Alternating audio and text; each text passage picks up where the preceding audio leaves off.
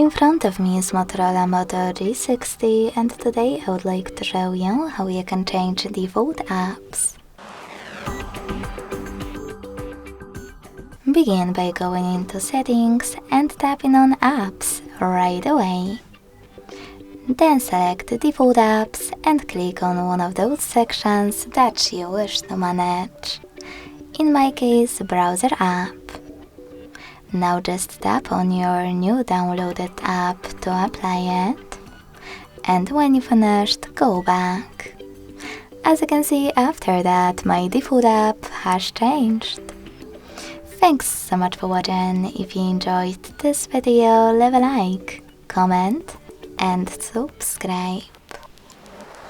Bye!